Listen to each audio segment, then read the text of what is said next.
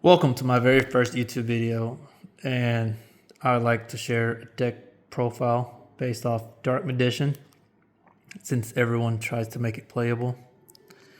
I'll try to explain the best way possible how I run it while sharing the deck list since it would not make any sense to anyone. Well, here I go.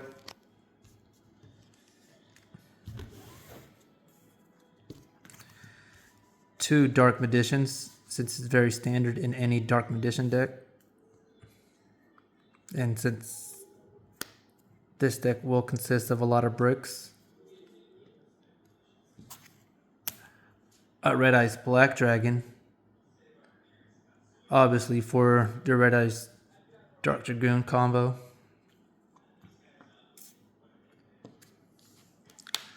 A Black Luster Soldier, Envoy of the Beginning.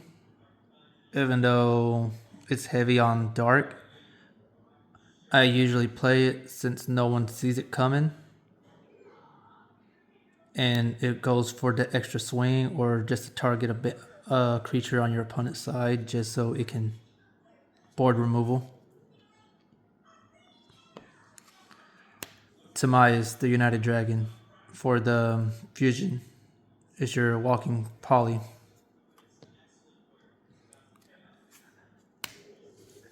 A Black Luster Soldier, where this deck gets getting confusing, but Buster Blader is very good against dragon players since Tenpai is a thing. And if you have him on board, he becomes very difficult to walk over. Paladamian Oracle Mahad. He's very good with Soul Servant, and when he's your top card, you draw into it. He's very good to just special summon when you need him late game, or in my case, I just ditch him with Soul Servant to feed my Black Luster Soldier. A Searcher for Dark Magician, Apprentice Illusion Magician, just to have a body on board and to search out Dark Magician since there's not much to search him for in this deck. Everyone's favorite Dark Magician Girl for the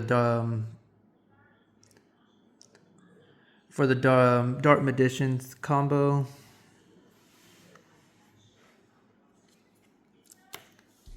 A Paladamian Oracle Mana is very good in this deck since everyone targets. She actually protects any level 7 or higher from being destroyed. So when a person were to target a spellcaster, she can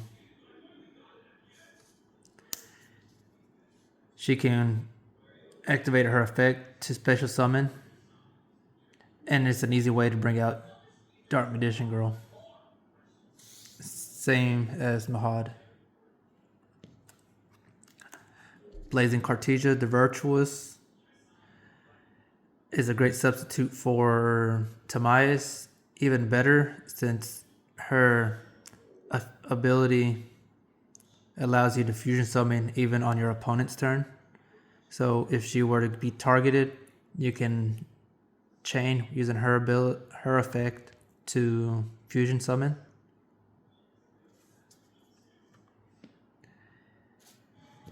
Magician's Rod. Everyone has different ratios on how many Magician's Rods they play. For me, he is a brick, so I run him at 1, and I feel like 1 is all that is needed since there's many ways to search out all the spells and traps listed in Dark Magician.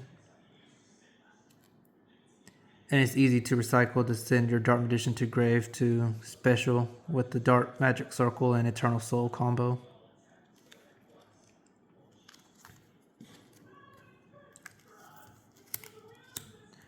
3 Magician Souls. It's essential in every Dark Magician deck. I use to feed my graveyard, since it's not just pertaining to Dark Magician. It's any level 6 or higher spellcaster. And it's the draw engine.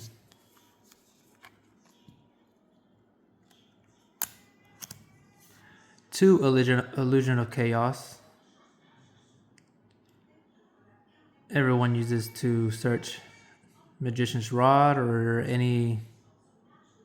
Magician's Souls or whatever the player seems fit for their next move.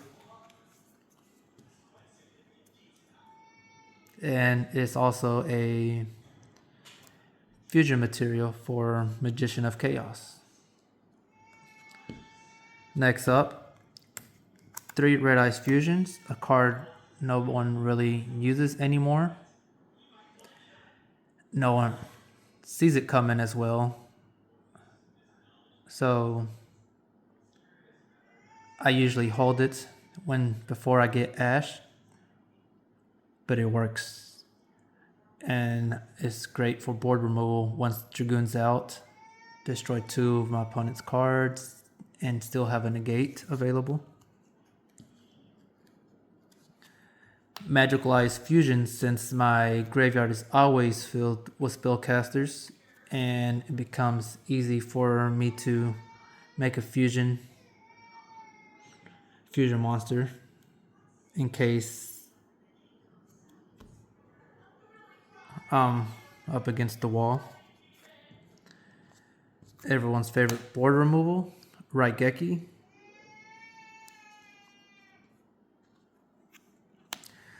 Triple Talents. Obviously for the draw 2, take control of a monster, or in case you're skeptical about your opponent's hand, to make your opponent discard 1.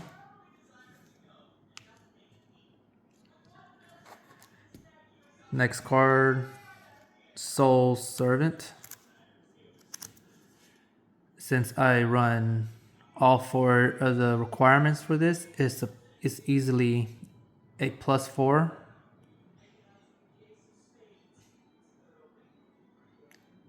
And which I usually use.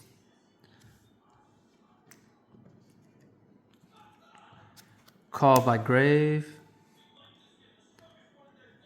for those situational cards. The Activating Grave or hand traps. A Forbidden Droplet, which I use mainly to decrease my opponent's monster cards in half more than the effect.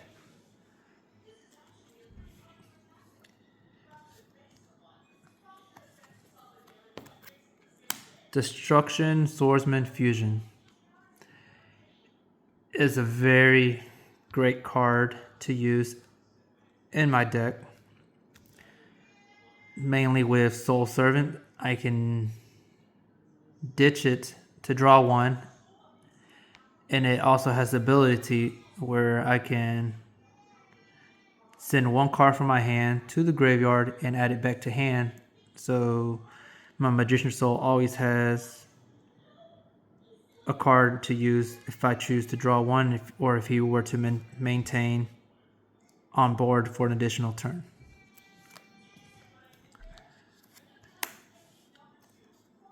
Super Polymerizations, in case my opponent has any material that seems threatening for me.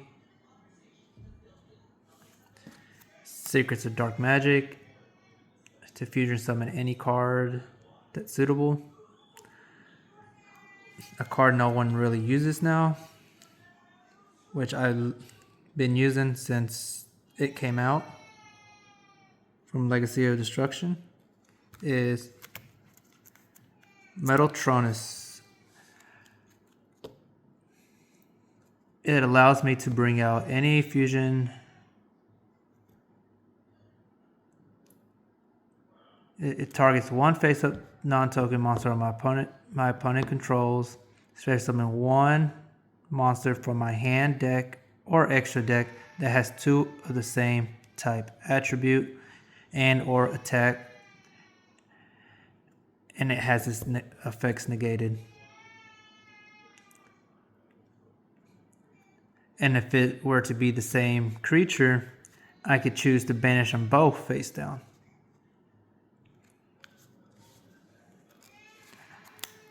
Dark Magical Circle for Dark Magician.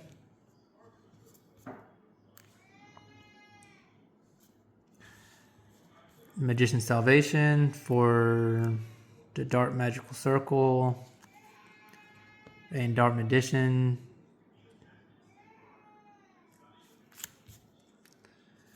Next, I have 3 Infinite Impermanents.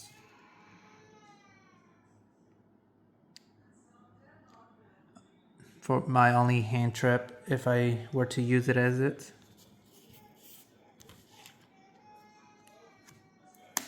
Eternal Soul for Dark Magician. And my favorite negate and last card in the deck profile is Magician's Combination, which works great with Dark Magical Circle since it negates and swaps with Dark Magician for Dark Magician Girl or vice versa. Onto the extra deck. I play Quentin Magician, mainly with the Magicalized Fusion, since my graveyard will always have materials. A Guardian Chimera, depending on the situation. I rarely play it. I usually use it when my opponent has me up against the wall and is about to beat me. But he is also a great super poly, and I most of the time use with Secret Dark Magic.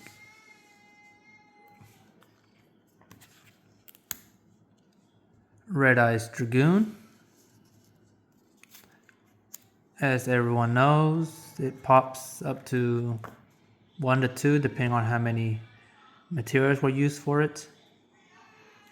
And is a negate once per turn. 1 Dark Magician, the Dragon Knight, for whenever I have Eternal Soul to protect any of my spell and trap cards. Master of Chaos is always a situational move for me since he barely comes to play. It's always nice to have something to return this one spell card you need from your grave after it's used once. And it could banish all cards from your opponent's side if you tribute 1 light and dark.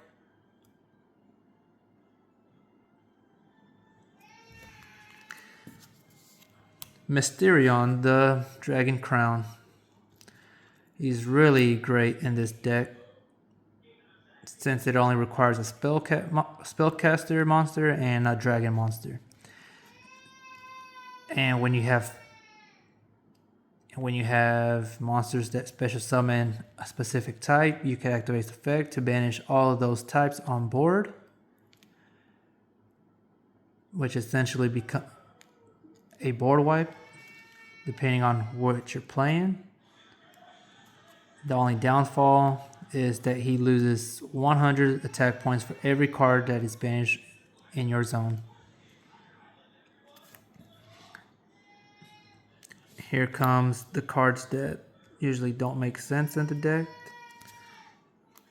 Dark Paladin is one of my targets for Buster Blader, and he's usually one of my ace monsters when playing the deck, since his effect is not once per turn. As long as you have a card in hand, you can continuously discard a card to negate the activation of a spell card. And he has the ability where he gains 500 attack for each dragon on the field or in either player's graveyard. Next up, Buster Blader, the Dragon Destroyer Swordsman. He is usually awesome in this deck since he gains 1,000 attack and defense for each monster in my opponent controls or in their graveyard, and it's a walk-in dragon capture jar. And it prevents them from activating their effects. And he has the plus where he inflicts piercing battle damage. Next up, the Dark Magicians, in case you need an extra draw when you or your opponent activate a spell, trap, or effect. You may draw a card, and if it's a spell or trap, you may set it and activate it the same turn you set it. And if it were to be destroyed, you can special summon one Dark Magician or Dark Magician Girl to your board from your hand, deck, and or in graveyard. Next up, the Super Polys. Well, I have Grand Ju, the Dust Dragon, for Blazing Cartesia to feed my graveyard.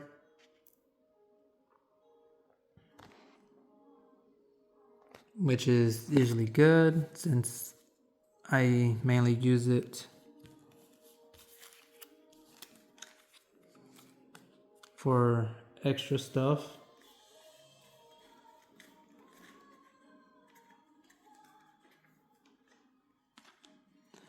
And now onto the Super Poly targets. Predaplant Dragostapelia. Since I'm heavy on fusion, usually it's me using the fusion material, and most of the time opponent has at least one dark monster, so I use Super Poly to use it as the second material, so I can make a negate. Next up, Starving Venom Fusion Dragon. In case I don't have a card to overpower my opponent, he takes one Fusion Summon. I can make this card's attack gain equal to one of my opponent's special summon monsters. And also has the ability, when he is destroyed, it can destroy all of my opponent's special summon monsters.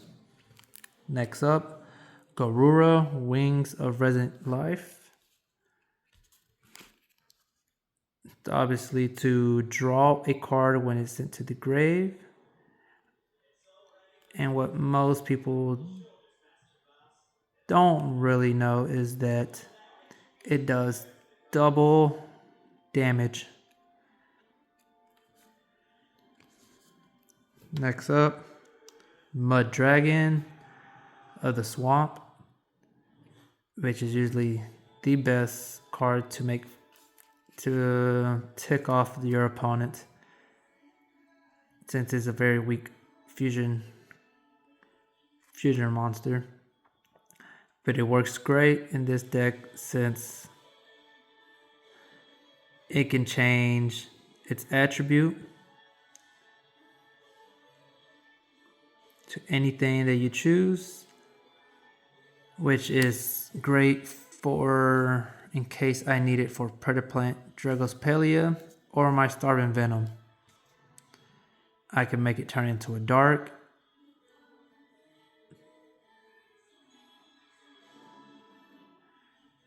And use it as fusion material. And for my very last card in my extra deck, it's Chaos Angel. There's no explanation for this card. It's just great. Does not need a tuner. As long as you use a spell or dark, you can use any combination as long as the level is 10. If you use a light, synchro monsters you control are unaffected by monster effects activated by my opponents. And if only dark were used, monsters I control cannot be destroyed by battle.